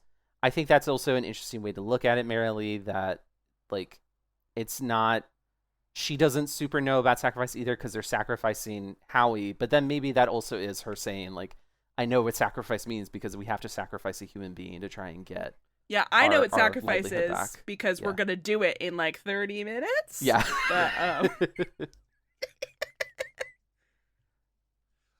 here's the deal, because I read this whole thing just a little differently. Is that to not be self, but to be part of a community is about sacrificing this like sense of personal identity for a communal identity. And, we had a little bit of this with the Herga for Midsummer. We didn't really have a lot of this in Hobbs Barrow, but there's this idea of like ceding the identity of self for the betterment of a people, which is the idea of communalism. And that seems to be how the people of Summerisle live. It's not just about the gods. It's not just about the burning of the Wicker Man and the sacrifice. It is about ceasing to think about yourself and instead thinking about you as a unit with a bunch of other folk. I love that idea too. Yeah, no, and I like think, that's what I'm gonna say is my read now, because that's perfect. But I think that's uniquely terrifying for a very individual focused ideology like Christianity, which is about the salvation of one soul. Even when you think about the communalism that comes with a type of faith in like a church or something, communion is an agreement between a man and God, not a society and God. And that is a very individualistic religion, as Abrahamic religions are.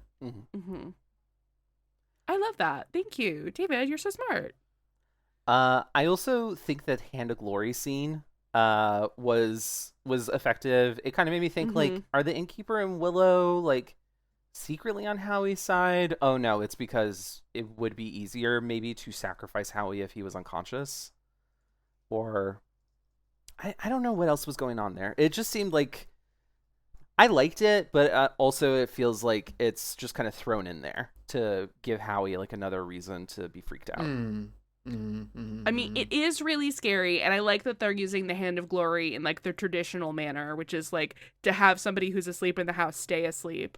But at the end of the day, it is also two of them. They're talking about this like in such a way that like he's bound to have woken up if like his plan was actually to take a nap. Like, I think that we can all agree that his plan was always to pretend to be sleeping so to then follow them after they, right? Like, yes. But even still, like, this is Tyler is looking. My turn to not pick up on something. No, he you was just didn't? running all over the island. I thought he was sleepy and wanted a nap. Oh, I didn't think he was clever enough to be like, I'm taking a nap now. No one disturb me. I don't know. And then he I don't leaves know the door open? Yeah, I don't know what it was that made me convinced that this was a fake nap, except that in my memory, which I think we've already admitted is not great for this particular film, though I watched it many times, in my memory, he did one of these numbers. Oh, I'm so tired. Better go to sleep now. Like, it felt cartoonishly, I'm taking a big nap now. Yeah, I think it was just another way to freak him out because, again, it's all for the bit.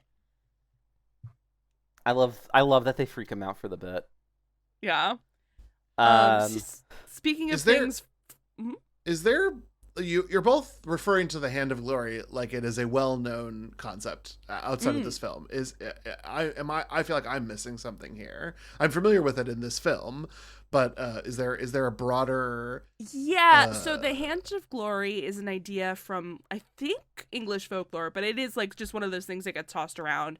The idea is you take the hand of a thief who's been executed, and other thieves can use this to like make their like either like the whole hand, or you take like the hand and like use make wax out of the human flesh or that kind of thing, and you create this candle that when you light it will help you like do a better job at stealing, so you won't get executed like the thief did.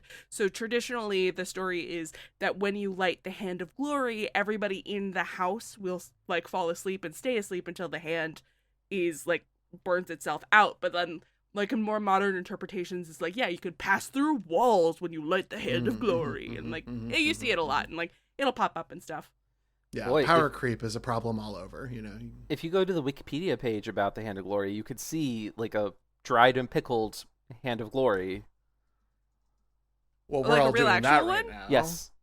I love it. Where is this? Where is Whitby Museum? In Yorkshire, England. Field trip. Field trip. We're starting a Patreon right now so we can go to England. Yep. Yeah, they also have They have the collection of Captain James Cook, Jurassic fossils, so we could cover Jurassic Park, and some pieces of ships. This actually seems like a pretty boring museum, except for the Hand of Glory. Hey! Now, I was about to say something like museum sponsor us to go, but now we can't do that because you just called Cut it it out, boring. David. Cut it out. Museum, prove me wrong. Fly me to your museum. Of all the things we refuse to cut. Swear to draw the line. Can we talk about some of the rituals and music and other things that happened once Howie puts on the punch costume? So he's wearing the punch costume and they're doing this sword choppy choppy dance. I know there was an actual name for this, but I'm going to call it the sword choppy choppy dance. The editing of the sword choppy choppy dance, where they are like ducking into the swords, and then there's like a, ooh, are we going to cut him? Nope, you're okay. And then moving on, and the cuts get faster and See, Gavin, our wonderful host of the Mixed Reviews, is an editor. And ever since Gavin came into my life and talked about editing, I'm so much more like aware of editing. And so the edits become much more faster. They become much more frenetic. They are amping up my anxiety. And then like Howie goes into it, right? But then he's okay. Then someone else, Summerisle like grabs his fake mask nose and be like, you gotta go in. Yeah. It's so funny. But they don't choppy him. No. And then they do finally choppy somebody, and there's horror, but you can't see the horror on Howie because he's wearing the punch mask. But then it's just like a little kid who normally I would want this little kid to have gotten chopped up, but I don't because I love these kids. And they sing little songs as they walk through town and hold a baby to like fend off death. I love them and want to protect them. I loved this choppy dance sequence. I thought it was so incredible. It's great. Yeah. And like the kid like has this huge false head that like the people all chop off. So like they clearly knew who was the one they were gonna like fake kill. And it just the whole thing was great. Yeah, so great. Yeah. I think for the longest time Howie thinks that's Rowan as well because it's a hair. So then in that moment... Yeah, I definitely thought the first time I was watching it, I thought it would be Rowan, and I was surprised when it wasn't. Now it's Holly. All these children with plant names. Yeah, well, like, there even is a bit earlier in the Registrar where he's, like, looking through, is like, these are the two people who died this year. Their names were Mary and Ben. And he's like, the Registrar says to the effectives, like, yeah, they were really old. Mm-hmm. And I think everybody else that you meet has, like, a plant name, which I think is very fun. Can I talk about something else that is very old? Yes. The choice of music during the cave chase. Yes! Wow. This was hard. This is like a revered movie. But like, I truly didn't know what was happening. And I thought, oh, is this camp? Like, are we like... Yes. It felt... Speaking of Gavin, our Mixed Reviews friend and host of the Q Division, a James Bond podcast, it felt Bond. It felt like a James Bond needle drop. Mm-hmm. Yeah, it was like this 70s rock song that like comes on very specifically during the chase sequence through the cave. And like that thing takes me out every time. I'm just like, oh my God. Yeah. It just sounds so out of place given like the whole folk soundtrack up until that point. It's such a strange move because if they had just used like a faster paced like folk song, like on a fiddle or whatever, it probably would have been creepier. It would have worked like gangbusters. But instead they went with like what they did. Yeah, instead we get like Benny Hill yakety sax. It's just almost like goofy. It's almost like Scooby-Doo. Like I'm expecting like villains to run in and out of doors and things. Mm-hmm. I still enjoyed the movie thoroughly, but this felt so... Did either of you find any of this? Like, why this song or anything? Like, I tried to, like, look this up, and I know that around the same time there was a movie, Clint Eastwood's first movie called Play Misty for Me, which is kind of like Fatal Attraction, but, like, 10 years earlier. And the climax of the movie where... what's the name of the actress that plays Lucille Bluth in Arrested Development? Lucille Bluth. I'm sorry, that's all I got for you. The actress who plays Lucille Bluth in Arrested Development, or Valerie Queen. Archer from Archer, is the main antagonist in that movie, and she's stalking through her house, and it's just playing that same like 70s funk rock sort of vibe, and it's like totally taking me out of it. I think it was just they didn't know what would be like good climactic music to use in these movies, so they went with something that was more like Bond-esque, because Bond would have been like the big movie series to compare to at that time that had action elements to it. So it's not really until I think maybe like John Williams taps in for Jaws that they're like, oh, we could use an orchestra to create dramatic music, not my brother's band.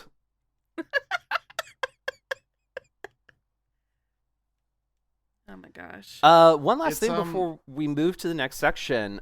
We kind of have the twist revealed here that the whole reason Howie here has been a deception. Did you see this twist coming before you saw the movie? I definitely knew something was up for me, so I don't remember whether or not I was surprised or not. I'm sorry. I was surprised. I mean, obviously my first viewing was a lot more recent than either of the two of you. I guess I knew something was up. And there was a little bit of like, I knew we were going to eventually see the fireworks factory, so I knew there would have to be a Wicker Man, and enough cultural osmosis of a giant man made of wicker being lit on fire had made it into my knowledge of this. And so I knew someone had to be put in it, and I didn't think it was going to be Rowan. So I did sort of presume that it was him, but I didn't get how it connected all the way there. And so, I think the very dastardly unmasking of the plot was very surprising.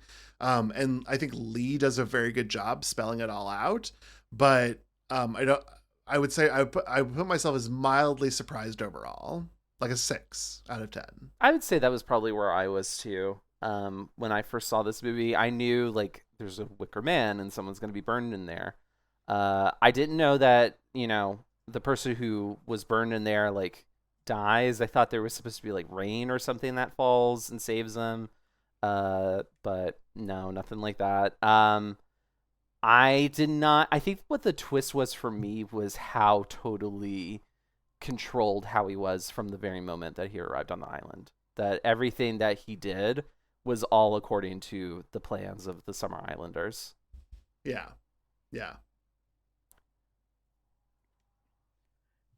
Yeah, fair enough. So Lord Summerisle declares that the game is over. See, the whole mission was a ploy by him to lure a perfect sacrifice to this island. Howie came of his own free will, has the power of a king by representing the law, is a virgin, and ultimately is a fool for falling for their plot.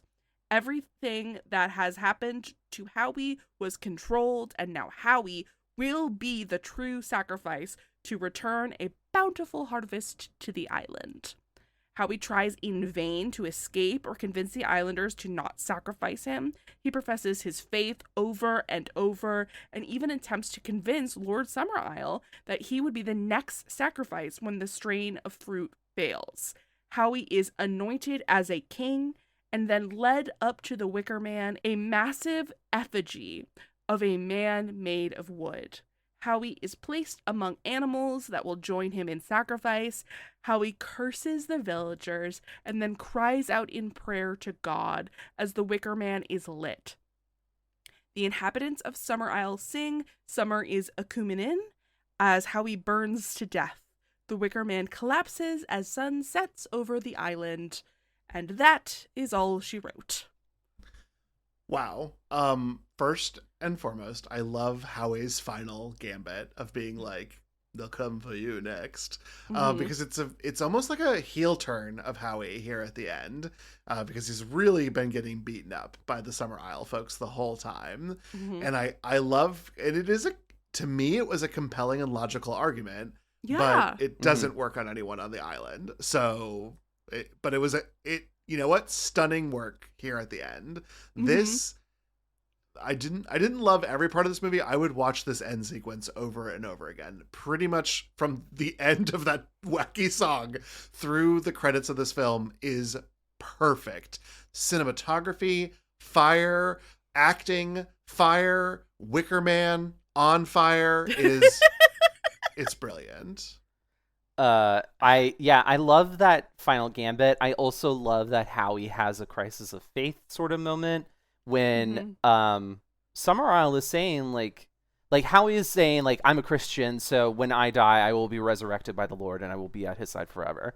And Howie is just like, well then great, we're giving you something that's super rare nowadays, a pure Christian martyrdom. And then Howie immediately is just like, no, I'm not doing this. You will be the one that rues this day, Summerisle. And it's just like, oh, so he's not also kind of accepting his death, which is what a martyr is supposed to do. And so it kind of, again, plays on this idea that, like, Howie is not as good of a Christian as he professes himself to be. He's in that mindset of, like, I'm a Christian, therefore better than you. But he's got this sense to him that is not, very pure after all. Like, this whole sequence is absolutely incredible, iconic. We love to stan. It's just like, it rules. It rules so well. And I know that we've already talked about it, but like that final gambit is so fun because I don't think that the Summer Islanders would have thought of that before. And like this is him using the logic that he has been exposed to at this place to like turn the tables a little bit and like use their own religion against Lord Summerisle specifically. And I think that's so fun and so smart. And like I truly do think that because the problem is the cultivar, it's failing after 100 years, that next year it's going to be Lord Summerisle, and that seed is planted here and now for a perfect revenge. And you know what? I think that's neat. I think it is too. Yeah. I love how when they like bring him over, again, some of the parts of this I should have taken better notes. They like bring him over the hill and he sees the Wicker Man, or however he gets revealed to it. And he is just, and this is good. I should have looked up the actor's name who played Howie too, but like he is doing a job here. And I don't think that he's been a bad actor the rest of the film, but the horror that he expresses here is next level. It's very real. Oh yeah. God, it's so good. Just really, really well done on the terrified reaction to seeing this. Even though the sight of it isn't that terrifying, but it is the mental calculus of what it means to see it. I think it's that also, that exact moment when he sees it is what I was kind of talking about earlier with like 70s camera work, how there's just a very dramatic zoom in on his face. And that's like all you see is him seeing the Wicker Man, but you don't see the Wicker Man. And him having that reaction, it makes us more scared too. And then you see it, and I actually, David, you don't think the Wicker Man itself is kind of frightening looking? No, I don't. But I understand why he's scared of it. It would be like the fear of seeing a crucifix, for example, which I think is a very apt metaphor for Howie in this situation. Like the crucifix is a horrendous torture device that will cause you agony, pain, suffering, and then death. But it is also just boards, and this is also just wicker without the symbolism of what it means to be a sacrifice and to be lit afire. It, as an image, doesn't hold any particular horror for me. Yeah, I think the significance of the meaning is what makes it so horrifying. Yeah. So I don't want to burn to death. No. No one does. I don't want to burn to death. That sounds awful. Yeah. No, he goes through it, and it sounds dreadful. Yeah, I guess I'd rather burn to death than burn and live, because burns are very, very terrible to recover from. Like it's a hard injury.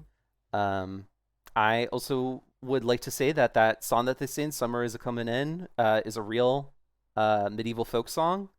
I loved it. There's a faster version of it on like that is sung by some British people, like in a rondel, that I listen to every summer. It's like on my summertime playlist. Everyone's looking at me suspiciously. I promise I'm not a secret cultist or anything. No, David's looking at you every suspiciously. summer. I am fucking delighted. You are a joy.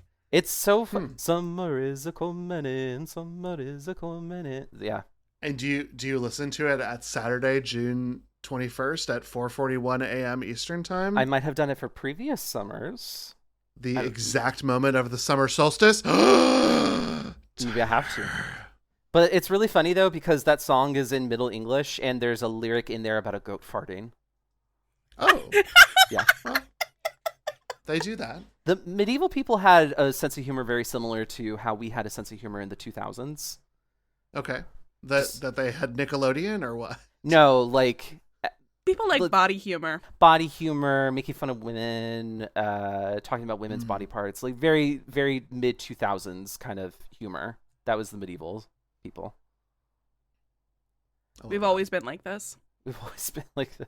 It always comes back around. Eternal recurrence. Farts are funny. Farts have been funny ever since they first came. I thought that was great. Oh, and then just Christopher Lee, right before they take him away, saying, "It's time that you keep your appointment with the Wicker Man," is so good. That I've had him saying that over and over in my head since I watched the movie last.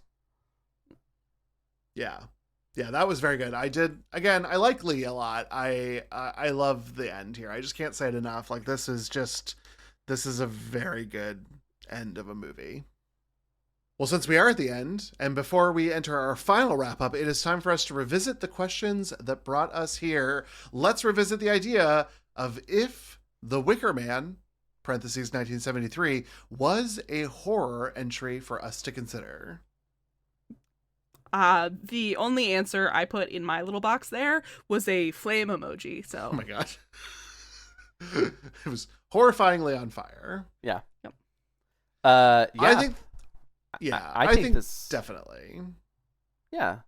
I think this is certainly horror. I think this is like, so obvious. I won't say obviously.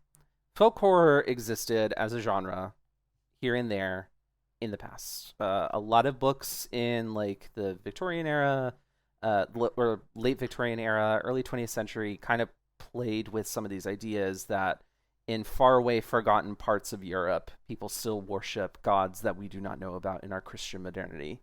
And I think that fear of the unknown and then discovery that the unknown is out to get us is always scary. And I think that you have humans that are not only willing but also happy to do it, to come and get us, is also scary.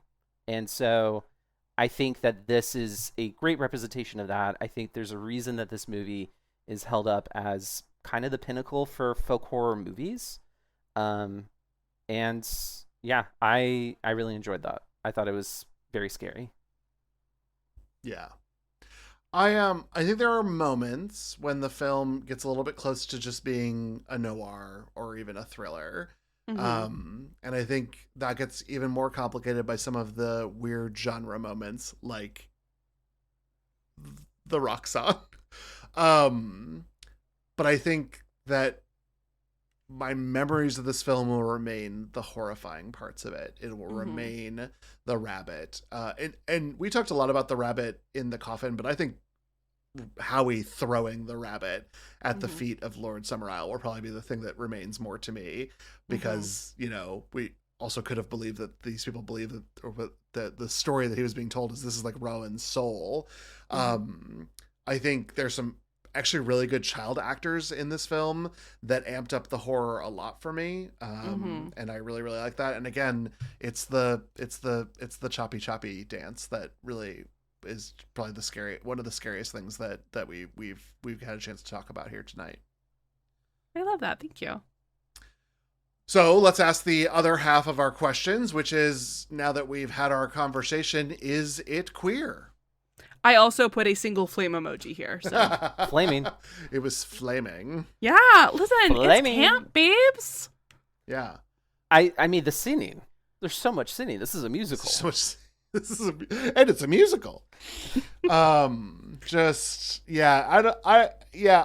think there's so much queer ore to mine on this island that screw the fruit, export the fruit. Oh god, I should have done that. This could have been so much better. Screw the fruit. David, we're trying to prove why this is so queer. Yeah, these aren't the only fruits being exported from this island. Just truly and honestly, I think that this was a really great pick for our Queer as Folk Horror month, not only because it has a lot of historical context, but it is just a really gay conversation that we were able to have because of all of the openness about sexuality. We've talked about this before. You can't have queer theory without feminist theory. This felt like a very feminist movie in a lot of ways, and I really appreciated it now having the chance to watch this. I don't know that I'll revisit it, but maybe I will after I finally watch that Nick Cage version. Get the taste out of your mouth. And we never proved why there should be a third percentage point for that one. Well, you'll have to keep listening to the podcast to find out. When we cover the I don't even know what year it was. The Nicolas Cage version. Instead, we're going to talk about our final thoughts for this episode. Anything you wanted to point out or any other conversations you want to have besides that we're not watching the Nicolas Cage movie? I'll watch the Nicolas Cage version on Patreon. No problem. Oh, yeah. Whenever we set up a Patreon, I'm happy to watch Nicolas Cage's Wicker Man. I like that both of you think that our Patreon like marketing model is like people who want to torture us, like specifically. Yes. Are we wrong? If you would like to torture me specifically, you can just hit me up online. It's DMuma on Blue Sky. No, final thoughts. I really, really liked this. I thought it was really fantastic. And again, I can't sing enough praises for the brilliant photography that was done in this film. Just there are shots that are art, and they are truly beautiful and well done. Yeah, like she really is that girl. Like, you gotta give it up for the Wicker Man. I really do have to like just encourage people to watch more stuff from the 70s as well. It's just such an interesting time for film. It's also an interesting like time for like social dynamics. Culture is changing at that time. And we get great art like the Wicker Man from that period. So please do watch this movie, watch other stuff made in the 70s, watch a fucked up movie, as John Waters would say. Like, definitely seal of approval for this one. Well, thank you all so much for listening to this episode. Please remember to rate, review, and subscribe wherever you get your podcasts. If you want to make sure your harvest flourishes so you don't need to sacrifice a virgin, you should follow us on social media. You can find us at Fear Coded Pod on Instagram and Blue Sky.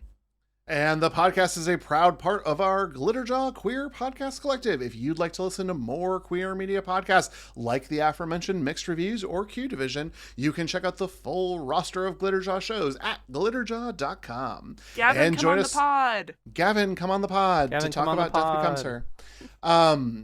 And join us next week as we continue Queer as Folk Horror Month with a trek into the mountains with the audio drama Old Gods of Appalachia, with the beginning of The Barlow, Kentucky in 1917. But until then, it is time to keep your appointment. Goodbye! Bye! Goodbye!